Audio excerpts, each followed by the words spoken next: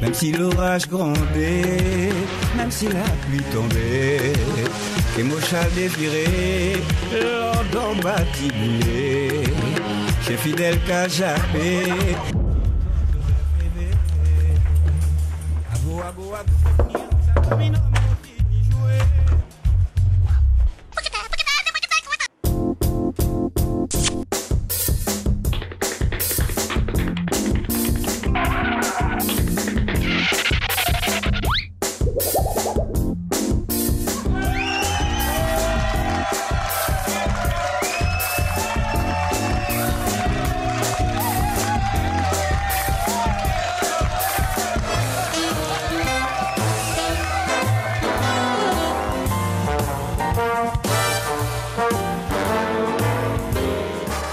Madame, messieurs, bonsoir à tous et à toutes. Très heureux, comme tous les soirs, ladies and gentlemen, de vous retrouver dans cette émission qui, décidément, encore une fois, n'arrête pas de faire des émules. Vous êtes de plus en plus nombreux à nous suivre, et bien, tant mieux. Bienvenue dans le HTG Tonight Show, ladies. Vous êtes là, mesdames. Et oui, vous m'envoyez vos lettres, vos fleurs. Mesdames, je ne suis plus un cœur à prendre, vous le savez. Ma femme... Non, tu es là, Doudou? Tu es là. Tati Léodate attend un heureux événement. Elle est à nouveau enceinte. Eh oui, mon bébé, grâce au miracle de la technologie. Au contente solide femme. Une autre femme que j'aime, mais malheureusement, il ne pourra jamais rien se passer parce que nous sommes collègues. Il s'agit de la douce et tendre Vanessa Gittens. Venez me retrouver, Vanessa. Eh oui, votre cœur est brisé, hein, n'est-ce pas? Oui.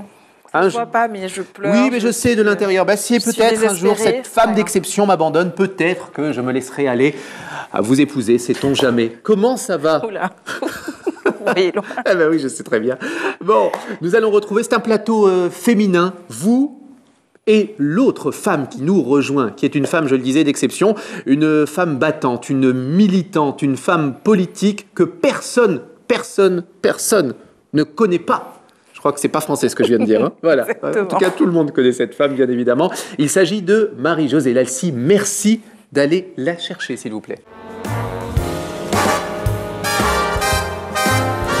Bonsoir. Chère Marie-Josée, soyez la bienvenue. Merci d'avoir accepté. Prenez votre micro, notre invitation, je vous en prie. Merci de m'avoir invité. Mais merci vraiment à vous, hein, parce que tout le monde ne joue pas forcément le jeu, surtout chez nos amis politiques. Certains peut-être ont peur un petit peu de l'émission. C'est un peu une émission particulière. On attend la rubrique de ceux qui ne viennent pas d'ailleurs. Oui, on en fera une. On fera une rubrique avec les noms. On mettra les noms de ceux qui n'ont pas accepté notre invitation. Voilà. Bienvenue. Je vais vous offrir tout de suite un petit verre d'eau, comme ça nous fera gagner du temps. Vous dites oui? Oui, bien sûr. Eh ben oui, forcément. Générosité de la télévision locale. Jeffrey, remets-nous des glaçons. Jeffrey, remets-nous des glaçons. Jeffrey, remets-nous des glaçons. Jeffrey, remets-nous des glaçons. Jeffrey, remets-nous des glaçons. À la marocaine. Voilà, on voyage. Merci, je bois du Jordan. Et voilà. Vanessa, petit verre ATG. Vous allez faire des bêtises. Oui, comme d'habitude. C'est pour ça que je me suis arrêté là. Bien. Marie-Josée Lalcy, femme qu'on ne présente plus, je le disais tout à l'heure, enfin j'ai tenté de le dire, mais dans un français approximatif. Vous êtes née en 1953, en juillet très précisément. Vous êtes une maman heureuse de 2 enfants, et puis une grand-mère, mais vous ne le faites pas de 10 petits-enfants. Bravo, on salue toute la famille et tous ceux qui nous regardent. Vous êtes né en Guyane, Oui. à Cayenne, Oui. et finalement, vous n'y avez jamais, vous n'avez jamais bougé. On dira que non, pour y vivre, non, ailleurs. Il a fallu, oui, au cours des voyages, y aller ailleurs, mais pour vivre, non. Voilà, vous Cayenne. n'avez pas fait comme beaucoup, partir pendant 5, 10, 15, 20 ans et revenir au pays, non. Non. C'est un choix? C'est un choix, et puis ce sont les circonstances qui font que je n'ai pas eu à le faire. Eh bien, je dis heureusement, parce que j'ai tout construit ici. Oui, d'un papa peintre, d'une maman employée de mairie, avec 8 frères et sœurs, enfin 8 filles dans la famille et 4 garçons, une grande fratrie. Parlez-moi de votre enfance. Ce fut une enfance heureuse, joyeuse. Nous étions des filles, surtout au début dans ma petite enfance. Dans ma petite enfance, nous étions nombreuses en filles et les garçons sont venus après. Et on aime à dire à ma mère, eh bien, elle avait des filles qui se conduisaient en garçon. Nous étions de bonnes grimpeuses aux arbres.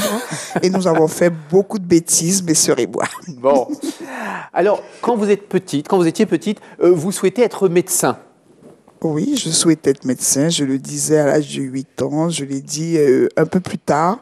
Mais bon, les circonstances ont fait que je n'ai pas réalisé ces études-là. C'est un autre domaine qui vous amène et qui vous appelle, si je veux dire, c'est la comptabilité. Pourquoi la comptabilité, finalement ? Eh bien, quand on reste en Guyane, on avait le choix sténodactylo, compta. C'était un petit peu ce qu'il y avait comme métier à l'époque. Ouais. Et j'ai découvert que les chiffres étaient assez passionnants. Et je me suis tournée vers la comptabilité. Puis, c'était de la gestion. Puis tout ce qui était gestion me plaisait, donc j'ai fait de la comptabilité. Puis sur le plan professionnel, c'est ce que j'ai fait au début de ma carrière. Vous êtes également maman relativement jeune. Oui, j'ai mon fils à 17 ans, ma fille à 19 ans. Ouais. Ils grandissent avec moi et puis je construis ma vie avec eux. Ouais. Comment se passe cette jeune maternité ? Vous l'assumez pleinement, très tôt ? Je l'assume pleinement, je fais des petits boulots.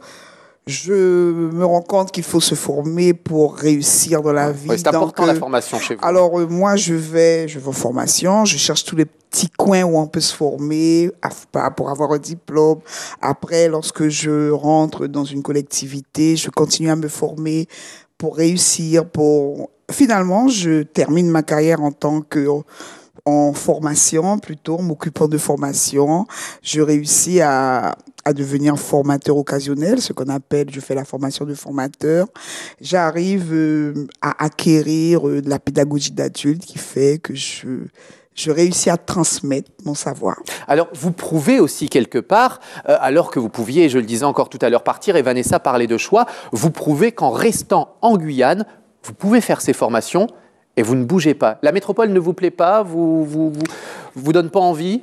Oui, la métropole a un attrait pour tout un chacun, mais quand on choisit de vivre pleinement ses responsabilités, notamment de mère, d'épouse après... Vous auriez pu partir avec la famille. J'aurais pu partir avec la famille, mais je vous dirais un secret, je crois que je suis guyanaise dans l'âme. J'aime partir, j'aime les voyages. Ouais. J'ai beaucoup voyagé, je voyage encore et j'espère pouvoir le faire. Ce que vous aimez le plus, c'est revenir, c'est ça ? Mais j'aime revenir. Vous savez, dans l'avion, il y a une petite chanson qui me trotte tout le temps dans la tête. C'est une chanson, je ne sais plus de qui, je crois que c'est Nana Mouskouri. Ouais. Je reviens chez moi. Alors, je sais pas, quand j'arrive dans l'avion, je dis... Alors, bien sûr, il n'y a pas de feu dans la cheminée, mais ce sont ces paroles qui arrivent dans ma tête. Et je reviens chez moi. Et je m'assois dans l'avion et je dis, je reviens chez moi. Vous auriez été malheureuse hors de ce département ? Je crois que j'aurais été malheureuse, mais c'est parce que, en fait, je suis très famille. Et je n'aurais pas pu amener avec moi l'ensemble de ma fratrie qui est nombreuse, mais ma mère, ma grand-mère, mes tantes, parce que j'ai eu ma grand-mère ma grand-mère, elle est partie il y a à peine 5 ans. Ah oui. Donc, ce qui fait que j'ai vécu... Sacrée longévité. J'ai vécu dans ce cocon familial de 5 générations, tous ensemble. Ouais. Et on a du mal à s'en défaire. Ouais. Mais tant mieux. Oui. Après, c'est vrai que j'aurais pu construire autre chose, mais heureusement pour moi, au gré de ne serait-ce que dans mon administration... Je partais souvent, puisque j'étais dans une administration. Je suis dans une administration qui a son siège social à Paris, donc forcément les réunions se passent ailleurs. Après, en tant qu'élu, je suis beaucoup partie, puis moi-même j'aime les voyages, donc je ne suis pas privée de découvrir d'autres horizons, en restant chez moi. On va revenir, parce que je sens que Vanessa trépigne, bien évidemment, dans quelques petites minutes. Juste avant, on revient sur vous et sur ce que peut-être vous écoutez, justement. Ça fait partie des petits moments sympathiques de cette émission. On va essayer d'apprendre à vous connaître davantage. On vous regarde, on connaît la femme militante que vous êtes, bien évidemment, la femme d'action, la femme politique. Qu'est-ce qu'écoute Marie-Josée Lalcy ? En tout cas, on peut penser que vous écoutez ceci.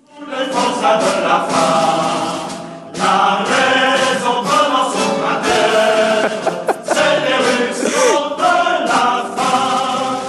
Du passé, faisons table rase, sous l'esclave, debout, debout.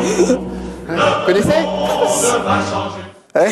Oui, c'est quand même une chanson militante. Eh oui. La marche finale, c'est une lutte, c'est la lutte finale. Même si Vous Alors, pas ça tout le temps quand même. non, je n'écoute pas ça, mais je connais cette chanson. Puis vous les avez chantés, ces chants militants.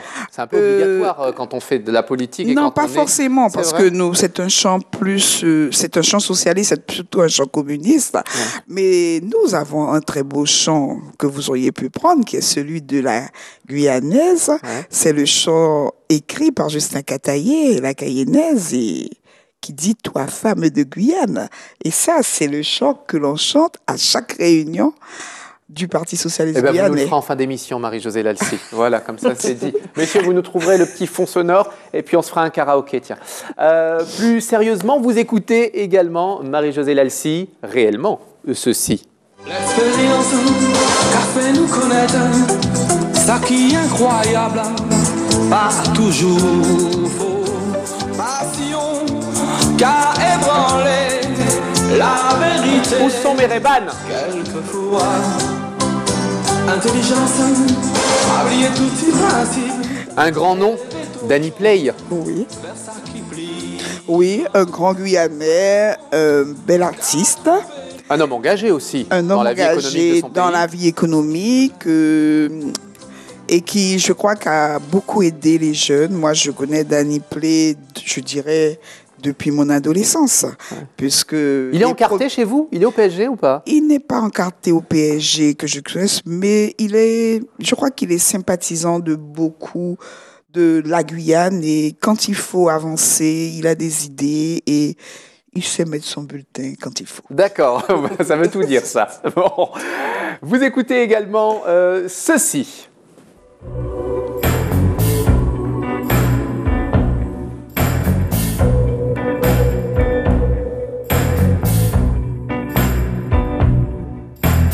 I got a dream in my head, just waiting for the day, just waiting for the day to be born. C'est qui? Alors, l'auteur, Bah là, du coup, je sais pas. Est-ce que c'est Oui, remettez, messieurs, parce que là. alors, Ah bah voilà, non, mais Voilà. vous mettez n'importe quoi, messieurs. Bah voilà. C'était pas pour vous, je pense que c'était pour un autre invité. Je me disais Non, aussi, mais même je- moi, ça me disait rien. Ouais, ah, voilà. Ça, vous écoutez. oui, j'écoute ça. On l'a reçu d'ailleurs. Un petit coup. J'ai voyagé dans un drôle d'univers que je n'aurais pu imaginer. Planer dans les airs en gardant les pieds sur terre, même pas un rêve, aucune idée. Et pourtant, ce jour-là, j'étais si sereine, loin de mon Sylviane Sédia. Oui. Et surtout une chanson fétiche parce que je dirais que Sylviane et moi, nous sommes jumelles par rapport à cette chanson. Ouais. Nous avons vécu la même chose. Nous avons voyagé dans le même univers à un certain moment. On va y revenir Et d'ailleurs. cette chanson, je l'ai beaucoup appréciée. Alors j'écoute d'autres musiques, je suis très classique aussi dans la musique, j'aime le blues tout à l'heure. Je me suis dit, tiens, il a deviné que j'aimais bien ça. Quand il a donné, j'aime d'autres musiques, je suis Ouais, on très avait deviné. En fait, j'écoute beaucoup de la musique guyanaise, j'écoute la musique d'ailleurs, mais quand je me repose, j'écoute beaucoup de la musique classique. Forcément, on se détend et quand on se lance, bien évidemment, dans la politique, il faut des choses qui nous apaisent. Vanessa. Alors, c'est une question que je pose souvent. La politique arrive à quel moment dans votre vie? Est-ce que ça a commencé quand vous étiez plus jeune ou ça arrive beaucoup plus tard? Alors, ça commence assez tôt. Mon père, avait de grands instruments et qui aimait la musique, on appelait ça à l'époque des haut-parleurs, des baffes et tout ça, faisait les conférences pour le Parti socialiste guyanais et m'est arrivé une ou deux fois de suivre. Alors, je découvre à travers les conférences, bien sûr, dans le quartier, je n'allais pas très loin, mais j'ai découvert la politique comme ça, sans bien comprendre. Je me rappelle de 62, la mort de Justin Cataillé, où tout le monde pleurait chez nous. Je me rappelle de Monsieur Agarande qui venait voir ma grand-mère, de Monsieur Ribal, Étienne qui passait. Ça, c'est la petite enfance. Votre père faisait juste la sonorisation ou il était engagé lui aussi politiquement? Alors, je pense qu'il était engagé parce qu'il était très cataillé. D'accord. Il était très cataillé. Et ensuite, je grandis et puis il y a le hasard, ou peut-être pas. Le moment était venu. Je commence en 79 à aller dans le premier congrès du PSG. Je ne suis pas encartée. Ouais. Avec votre mari d'ailleurs? Oui. C'est ma sœur qui m'invite et qui me demande de faire partie du pôle secrétariat parce que j'avais une aptitude à synthétiser, ce qui faisait que je pouvais prendre des notes et faire des textes rapidement. Donc dès 79, vous participez au premier congrès? Je participe à Rémy-Armand-Joly au premier congrès. Et tenez-vous bien, il y a une tomboula et c'est moi qui remporte le prix qui était une chaîne en or. Oh, très bien, moi vous n'êtes pas venu pour rien. Et Bon. ensuite, connaissant très bien Gérard Holder, qui à l'époque était le secrétaire général du parti, aussi mon époux aimait aussi la grosse musique, les grands appareils. Il demande à mon époux d'animer une kermesse qui était une fête du parti et j'y participe aussi. Ouais. Là. Et puis c'est ainsi que je mets le pied en étrier. Et à l'époque, vous aviez quelle tendance politique finalement? Par la force des choses, la gauche? Voilà, il faut Alors, par la adhérer force aux des idées. gauches, c'était la gauche, parce que ma grand-mère, elle parlait toujours de Cataillé, de la gauche, elle parlait de la gauche. Et je vous dis, j'habitais dans un quartier populaire. J'étais à Faubourg-Labrie à l'époque, et on voyait beaucoup les hommes de gauche du Parti socialiste guyanais. Guyane, terre de Oui, mais gauche. Voilà, il faut c'était- adhérer aux idées aussi quand même. Alors, à l'époque, très jeune, je n'avais pas forcément adhéré aux idées, je suivais. J'ai commencé à adhérer aux idées d'abord quand j'ai travaillé au premier congrès, j'ai aimé. C'était des documents, il y a eu la construction de la charte, il y a eu des choses qui ont été faites qui m'interpellaient. Et puis, je crois que j'aimais beaucoup écouter les informations. C'était à la radio à l'époque, il n'y avait pas encore la télé.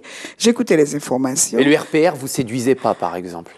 Non, je crois que j'étais dans un milieu où on parlait beaucoup social, donc je crois que j'ai pas été. J'aurais peut-être vécu ailleurs. J'avais dans ma famille des personnes de droite Ah, que je connaissais, qui parlaient de la droite, qui avaient suivi Barak, qui étaient gaullistes, etc. Et j'entendais les joutes oratoires entre ceux qui étaient de la gauche et de la droite, parce qu'il n'y avait pas 10 000 partis. bien sûr. On était ou à gauche ou à droite. Et vous, votre cœur penchait, bien évidemment, à gauche. Alors moi, je dirais que depuis très jeune, je dirais c'est peut-être une anecdote, quand j'étais enfant, j'avais eu un prix à l'école élémentaire donné par la directrice parce que je m'occupais des autres, des plus petits que moi. Ouais.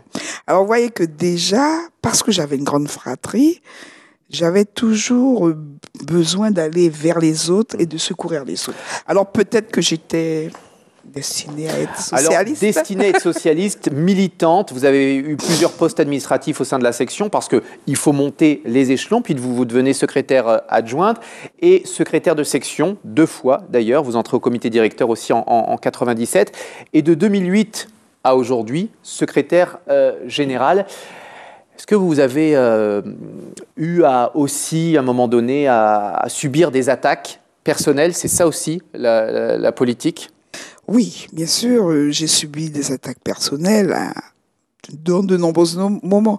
Mais en fait, moi, on donnait l'air quand on est militante et qu'on est très présente. J'étais de toutes les conférences, je prenais part, j'étais présente. On donne l'impression que l'on cherche quelque chose, on veut quelque chose. Alors que, au fond de moi, je le faisais parce que j'aimais ce que je faisais. Je ne cherchais pas forcément quelque chose. Donc, j'ai eu des attaques personnelles. Vous ne cherchez pas de poste, de statut? Non, je ne cherchais pas de poste de statut parce que je considérais que ma réussite devait être personnelle.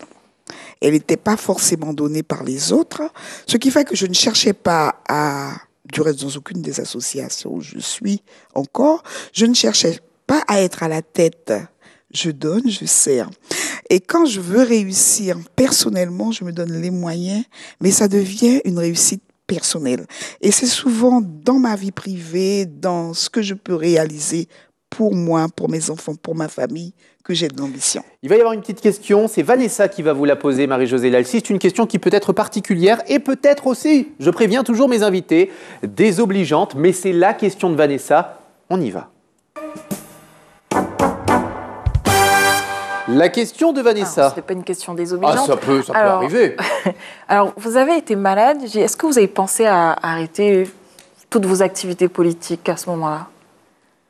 Non, je n'ai pas... J'ai pensé, c'est sûr que j'ai passé la main au moment où j'ai été malade, j'ai assuré qu'il y ait une continuité, mais je suis restée attentive à ce qui était fait.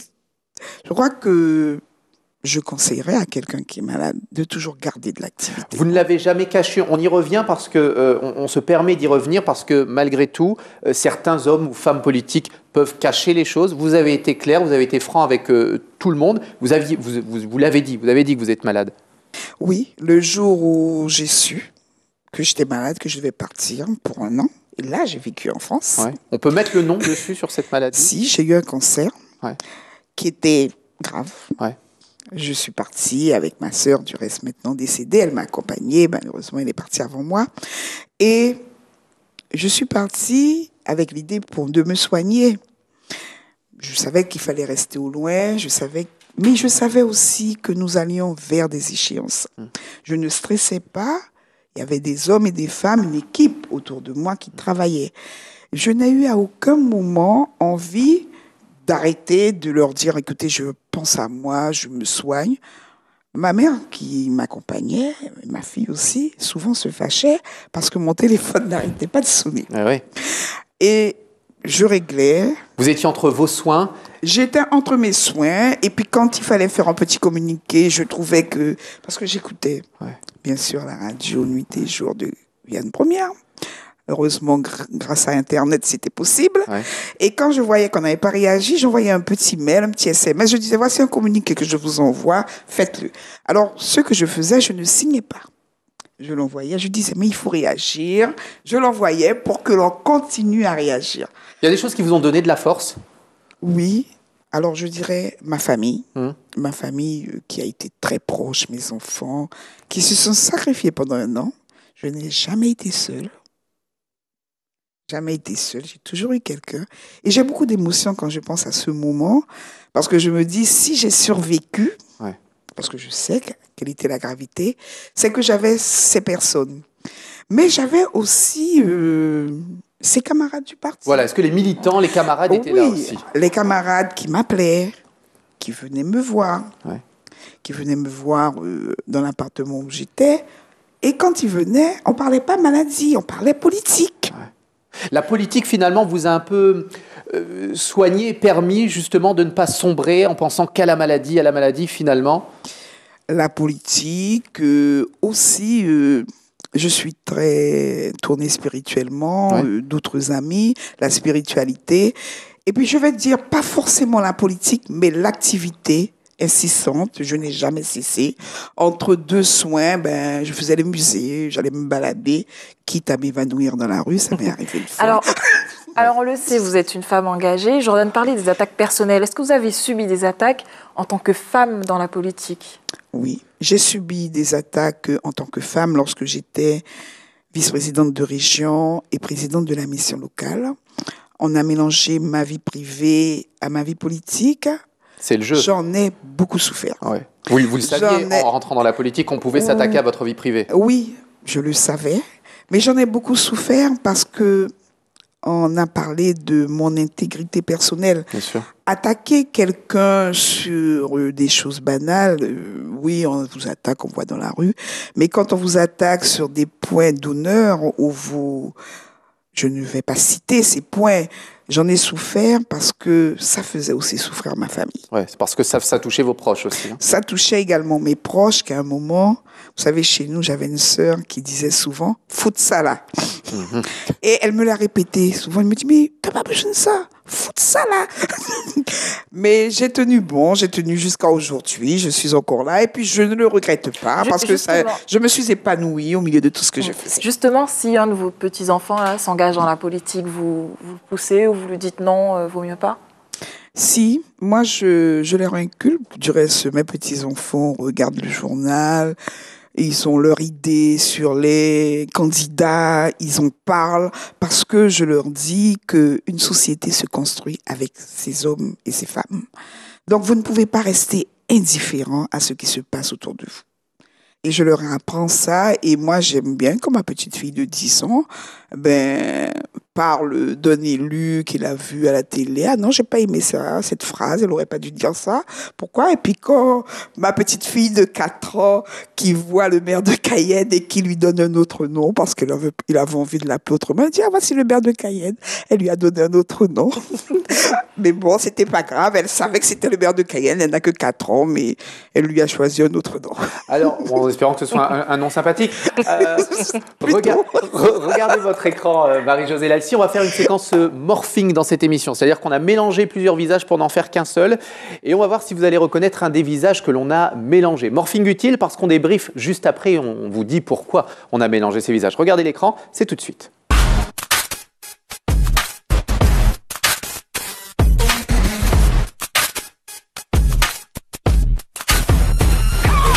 Alors vous nous dites, sinon je vous apporte vos lunettes, hein, parce que l'écran est assez loin. Moi et Mylène Mazia, non? Alors si c'est ça, vous êtes très forte. Je pense aussi, oui. Si c'est ça, vous êtes très forte. Bon, on regarde en image. Alors là, en 30 secondes, même pas. Eh ben oui, c'est ça. C'est Mylène Mazia en bas et c'est vous. C'est vous en haut. Est-ce qu'il y a assez de femmes au Parti socialiste guyanais? C'est un monde d'hommes, la politique, et particulièrement aussi en Guyane. Est-ce qu'il y a assez de femmes tout court dans la politique en Guyane? Dans le monde en général, c'est ça. Exactement. Oui, bien sûr.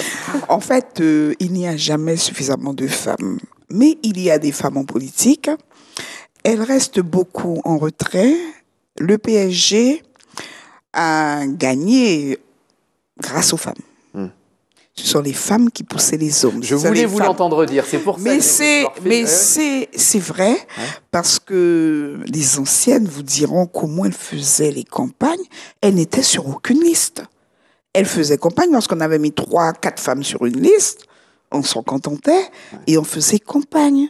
Et moi, j'ai été baignée dans cela, avec ces femmes qui étaient présentes, qui tenaient le parti, qui, au soir des élections, la veille des élections, quittaient maison pour vivre une semaine de campagne vivant au parti, nuit et jour. C'était ces femmes. Aujourd'hui, il y a beaucoup de jeunes femmes qui se lancent, qui sont encore timides, pas suffisamment, mais quand même au PSG, nous avons des jeunes femmes qui ont de l'avenir et j'espère qu'elles prendront leur place dans toutes les échéances qui arrivent. Vous dites pas suffisamment, selon vous, qu'est-ce qui freine les femmes à s'engager dans la politique?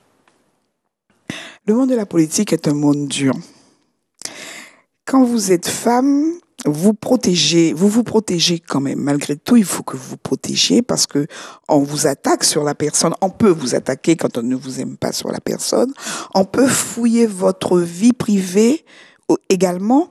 Et puis vous devez être irréprochable aussi parce que quelque part, vous savez que vous êtes scruté particulièrement. Je ne sais pas si on doit être irréprochable, mais on doit respecter les gens. Il y a des personnes, on doit respecter les gens, on doit juger les gens sur leurs actions public. Mais quand on arrive comme vous à la fonction de secrétaire général, on se dit forcément qu'on va essuyer des attaques gratuites et qu'on est sous une loupe.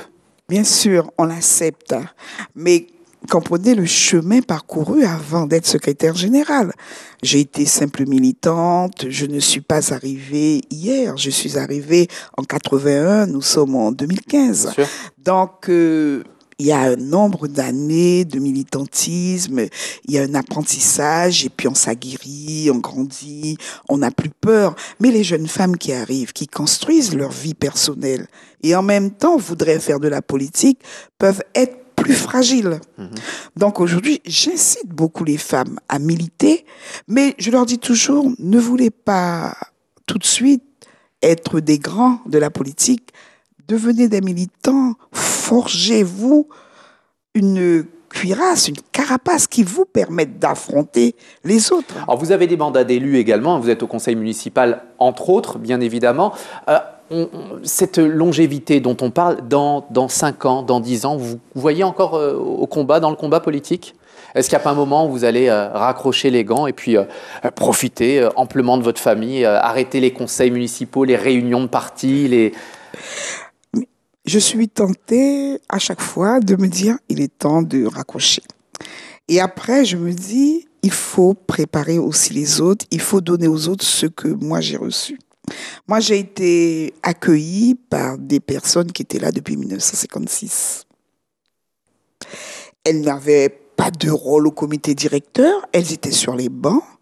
Lorsque je ne serai plus secrétaire général, vous serez une mémoire du parti, c'est ce que vous voulez dire. Vous serez là aussi, serai présente pour accompagner ceux qui vont poursuivre. Je ne suis pas obligée d'être une élue tout au long de ma vie parce que j'ai besoin d'avoir des week-ends où je pars sans me préoccuper des autres. Je ne serai pas élue tout le temps. Je ne serai pas forcément à la tête du PSG. J'espère que nous réussirons bientôt à mettre une équipe plus jeune, avec de nouveaux au comité directeur, etc., un nouveau secrétaire général. Moi, je le souhaite fortement, mais je ne partirai pas pour autant. Je resterai une militante, comme l'a été Mika, mon mentor, qui est parti à plus de 80 ans, militante du parti. On va se quitter dans quelques petites minutes, mais on va vous poser la fameuse question qu'on pose à tous les politiciens et politiciennes qui passent sur le plateau du ATG Tonight Show. C'est dans quelques microsecondes. À tout de suite. Ainsi s'achève notre émission, ou presque quand même, parce que forcément, Marie-Josée Lalcy, secrétaire générale du Parti socialiste guyanais, merci d'avoir accepté notre invitation. Nous allons vous laisser repartir avec cette fameuse question. Forcément, collectivité unique oblige. Deux entités, comme je le rappelle souvent, qui vont fusionner, ça ne va pas être une chose toute simple. Vous avez, j'imagine, votre idée sur la question. Est-ce que vous avez des inquiétudes ? Moi, je n'ai pas d'inquiétude. Je veux avoir des espoirs. Je veux que chacun comprenne que cette collectivité nouvelle n'est pas la région, n'est pas le département. C'est une nouvelle collectivité. On doit laisser de côté les travers du département et de la région pour construire quelque chose de neuf. Et lorsque chacun d'entre nous aura compris que nous ne pouvons réussir cette Guyane et la développer qu'à partir du moment où nous devenons plus ambitieux, avec une vision à long terme, on n'a pas d'inquiétude à avoir. Ce sera difficile. On ne construira pas du jour au lendemain. Mais si on se donne les moyens, je crois que la Guyane devra faire une belle collectivité pour se développer, pour ses enfants et pour son avenir. Merci, on va rester sur ces notes d'espoir en tout cas. Merci beaucoup d'avoir accepté notre invitation. Vous revenez quand vous voulez, vraiment. Merci de m'avoir accueilli et merci de ne pas m'avoir titillé. Ça a été. Ça a été. Bon, merci beaucoup. Ainsi s'achève notre émission. Je l'espère, vous avez appris davantage sur les hommes et les femmes qui font cette Guyane d'aujourd'hui, d'hier et de demain. Merci en tout cas de nous être toujours aussi fidèles sur la chaîne locale. Excellente soirée. Je vous quitte. Mais attention, je vous laisse en compagnie d'un homme d'exception. Il est beau, il est sensuel, il est intelligent. Le monde entier nous l'envie. Monsieur Gilles Vernet, s'il vous plaît, pour le Tout en Images, le journal. Bonne soirée sur ATG.